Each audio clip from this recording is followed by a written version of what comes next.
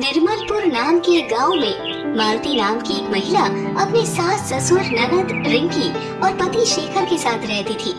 मालती काली माता की बहुत पूजा पाठ किया करती थी, लेकिन उसके ससुराल में और कोई किसी भी देवी या देवता की पूजा नहीं करते थे। मालती को काली माता की पूजा पाठ करते देख उसकी ननद रिंकी को बहुत गुस्सा आता और वो अपनी माँ को मालती के खिलाफ भड़काती रहती। माँ, तुम भाभी को काली माता की पूजा करने से रोकती क्यों नहीं हो?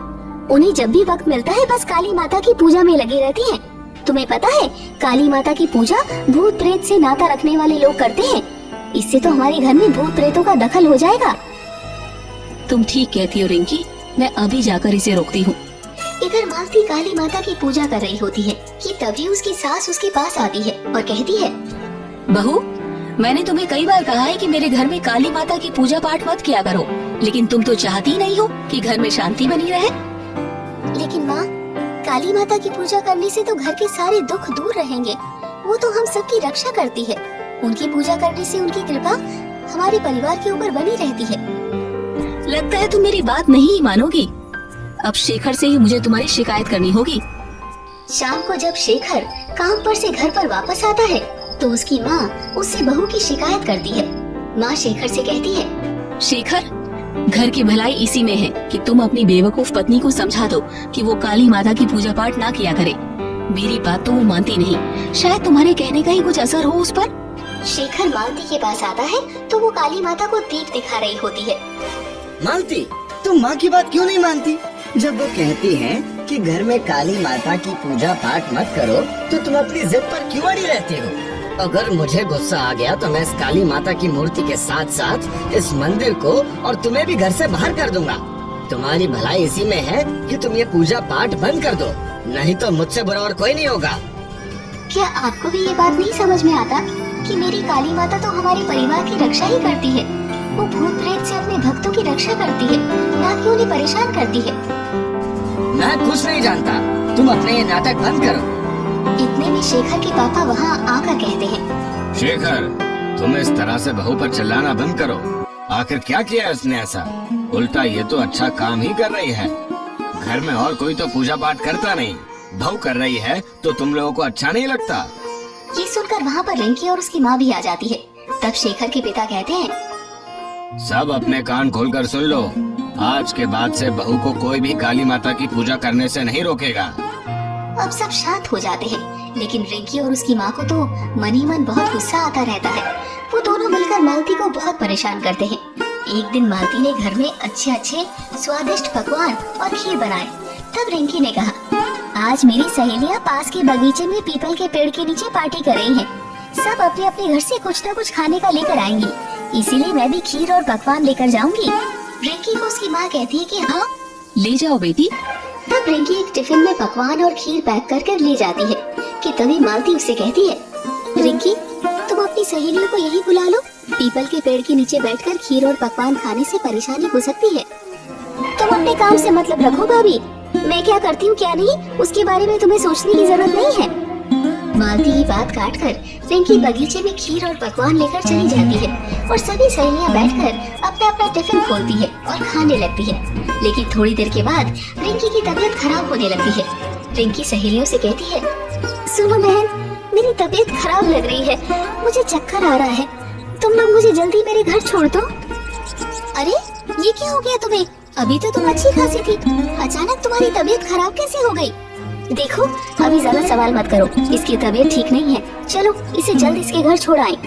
सभी सहेलियाँ मिलकर रिंकी को उसके घर छोड़ने जाती है। ये देखकर रिंकी की माँ काफी परेशान हो जाती है। क्या हुआ मेरी बेटी को?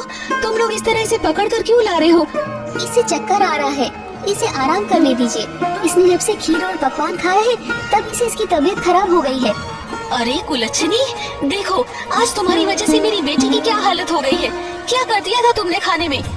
मैंने तो रिंकी को मना किया था कि खीर पकवान घर में ही खा ले, लेकिन कोई मेरी बात सुनता कहाँ है। शेखर डॉक्टर को बुला कर लाता है और डॉक्टर रिंकी को देखकर कुछ दवाई लिख कर देते हैं। क्या हुआ मेरी बेटी को डॉक्टर साहब? कुछ नहीं हुआ है, इसे बस चक्कर आ गया था। ये दवाई इसे हर 3 घंटे पर खिला दीजिए, जल्दी ठीक हो जाएगी। दवाई खाने के बाद भी रिंकी ठीक नहीं होती है। तब मालती थोड़ा सा भभूत और भस्म लेकर आती है।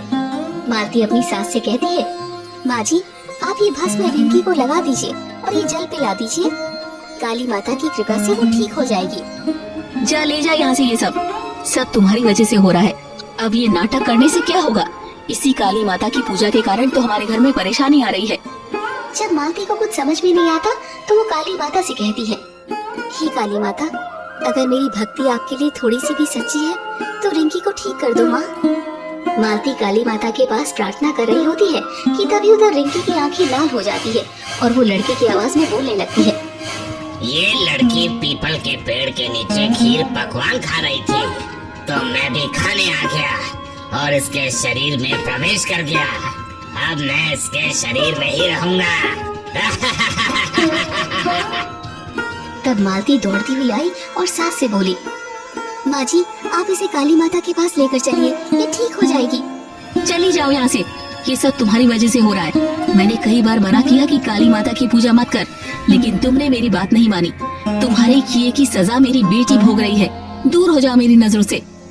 तभी मालती के ससुर रिंकी की माँ से कहते हैं, तुम लोग अपनी जिद पर मत रहो, बहू की बात मान लो और रिंकी को काली माता के पास लेकर चलो।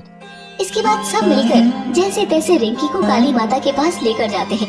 इतने में शेखर एक तांत्रिक को लेकर आता है और तब तांत्रिक काली माता को देखकर कहता है, जिस घर में काली माता की पूजा होती है उस घर में भूत प्रेत वास नहीं करता। आप लोग चिंता ना करें। मालती काली माता से प्रार्थना करने लगती है कि वो रिंकी को ठीक कर दे कि तभी रिंकी लड़के की आवाज में बोलने लगती है, मुझे तुम लोग यहाँ क्यों लेकर आए? मुझे यहाँ से ले चलो मुझे यहाँ से। कि तभी काली माता की मूर्ति से आवाज आती है। उनके बोलते हुए होठ सबको दिखाई दे रहे थे, तुम अभी के अभी इसके शरीर को छोड़कर चले जाओ, नहीं तो मैं तुम्हारी वो हालत करूंगी कि तुम तड़पते रह जाओगे। मुझे माफ कर दो माँ, मैं अभी जाता हूँ, लेकिन मुझे मुक्ति दे दो माँ। जाओ, 2 साल तक तुम मेरी पूजा करो, लेकिन तब तक तुम किसी जीव को परेशान नहीं करोगे, उसके बाद ही तुम्हें मुक्ति मिल पाएगी। मैं ऐसा ही करूँगा माँ। इसके बाद रिंकी के शरीर से भूत निकलकर चला जाता है। तब काली माँ मालती से कहती है, बेटी तुम मेरी सच्ची भक्त हो, इसीलिए मैं तुम्हारी हर परेशानी में हमेशा तुम्हारे साथ रहूंगी। ये देखकर परिवार का हर सदस्य चकित रह जाता है। अब तो रिंकी और रिंकी की माँ मालती के पैर पर गिरकर उससे माफी मांगने लगती है। मालती की सास कहती है, मुझे माफ कर दो बहू, मैंने तुम्हें हमेशा गलत समझा, लेकिन आज तुम्हारी वजह से मेरी बेटी ठीक है, मुझे माफ कर दो बहू। हाँ भाभी, मैंने भी आपको हमेशा बुरा भला कहा, लेकिन अब मैं भी आपकी तरह काली माता की भक्त बन जाऊंगी और उनकी खूब पूजा करूंगी। मेरी गलतियों को माफ कर दो भाभी। तभी शेखर भी कहता है, मालती, मैंने भी तुम्हें समझने में गलती की, हो सके तो मुझे माफ कर दो। अब हम सब मिलकर काली माता की पूजा करेंगे। इसके बाद सब खुश हो जाते हैं और अब से पूरा परिवार मिलकर काली माता की पूजा पाठ में लग जाते हैं।